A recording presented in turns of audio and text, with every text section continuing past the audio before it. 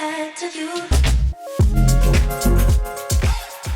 sitting here next to Cris-H. Yesterday he played at the main stage and it was a wicked set, man. It was. I thoroughly enjoyed it. It was me and Anthony Papa. We opened up the stage especially for us two. I ended up playing 2 hours and then followed by Anthony played 3 hours. Yeah. And we totally rocked the festival. Yeah, I know. It was an immense set from both of us. I was there. It was unbelievable. Yeah. Like the dance floor. It looked like it exploded. Yeah, it was the first time I've played on a main stage like that, and I just went with the flow, went with the emotion, and half of the set was improvisation, and I just decided I could see people dancing and just wanted to go, and I let loose, and I loved it. It was not the first time you opened for Anthony. No, Anthony Plapper has played at a couple of our events for Casa Productions. It's our events company. Yeah. The last time we played on King's Day, earlier on this year, we totally sold out Club NL. And again, that was a totally awesome night. I know. Anthony is a fantastic DJ, and I'm privileged myself to be able to open for Anthony and set the tone for the whole night. Exactly. Because the thing is, Chris, I saw you a couple of times and I was really, really surprised.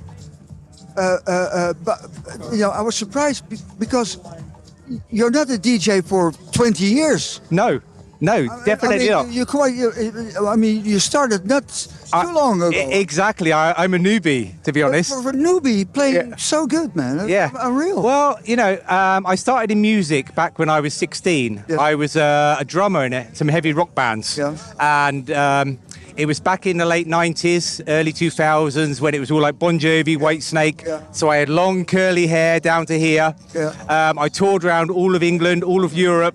Yeah. And completely different scene to the dance scene, but that got me into music. Exactly. But at the time, after doing that for 5 or 6 years, I became very disinterested in it. The schedule of going on tour for 6 weeks takes its toll. Yeah. And so I sort of fell out of music for a little while. Then back in the early 2000s, I moved to a place called Bournemouth in the south coast of England. All right. And there it's like a party central place. Okay. It's a big student community and it's also a holiday destination, so there's loads of big nightclubs. All right. And the thing there is all these big nightclubs, so it's a big party scene. Yeah. And so I suddenly got into the dance music. Yeah. And so totally different from me. All right. From that, I just, loved the music, going out partying. Then moved to Amsterdam about 15 years ago. And the parties were good, but I thought, I can do that. And the main focus originally was putting on events, not actually DJing myself. But then after a while, I was sort of thinking, let's move this on a step, take it up another level.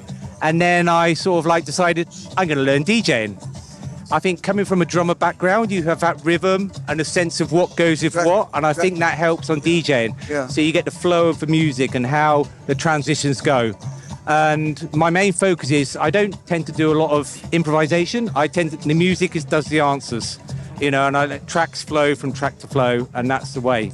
And it builds up a nice set very organically, very slowly, and to a crescendo at the end. That's what I like about it. Yeah. Yeah. Thank you. The thing is, because you started not too long ago, and then you started to DJ, and now there's a moment in time that you're going to produce. Exactly. So the moment is next year. Yes.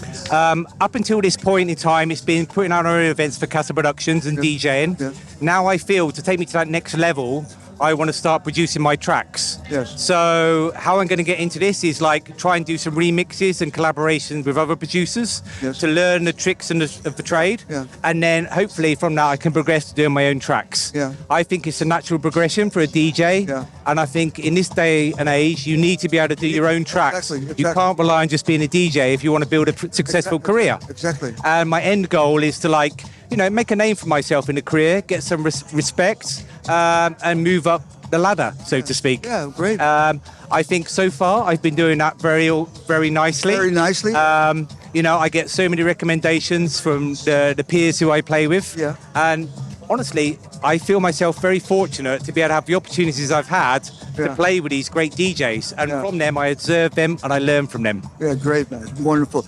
I mean, when you go into the studio at 2024, that's when you do that. How about you see the revolution in the technical side of producing. Yeah. It's gone crazy. Oh. It went from 12 inches to CD to USB stick. You see the progression in. Exactly. And I think over the next few years, it's going to move more into AI as well. Yes, exactly. From my personal perspective, for my job for the last 30 years, I work in IT.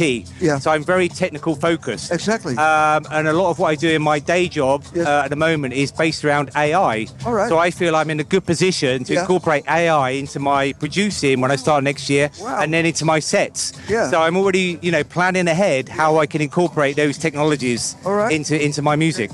Okay. And the final thing I wanted to discuss with you is your party. You give parties.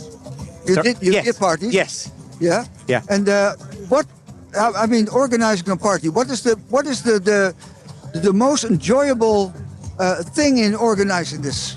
The thing is, I started getting into the party scene and organising events because I felt that the parties I went to weren't at the level I expected. All right. The quality wasn't quite there on a lot of the events, especially around Amsterdam. It was, it was good, but not exceptional. Exactly. So I wanted to take it to that next level. And so from day one, the focus we have is we always invite a top tier DJ to play at one of our events. Yeah. And then we backfill the event with myself, who's a resident for Casa Productions, and also a local DJ. Yeah. And we feel like this gives promotion to the younger, up-and-coming talents. It also helps myself in my career, but it also draws the attention in from the community by the top-tier DJ who we have on there. Yeah, exactly. In the past, for example, we've had Darren Emerson from Underworld. Yeah. Dave Seaman is a regular at our events. Steve Parry, Anthony Papa, who we've spoken about.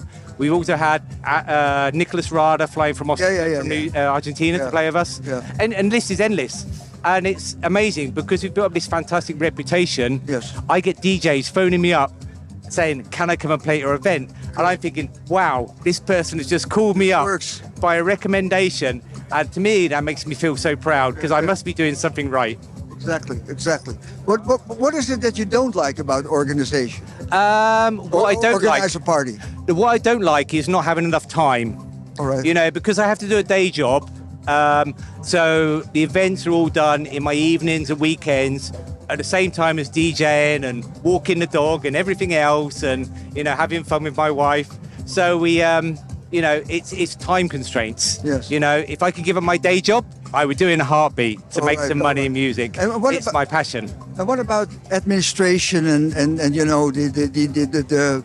the business side of so the business side, I think because I've been in business for 30 years in terms of IT. I've worked for a lot of the top tier companies around the world, banks, etc., and 500 companies. So I feel like that's given me this business understanding. And I know what people want. I know how to do it. I know marketing. From a technical perspective, I know about social media because I've worked extensively on Google ads, Facebook ads, etc.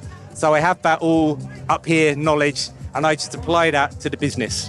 Cool. And it's a lot of hard work, but we're seeing the rewards.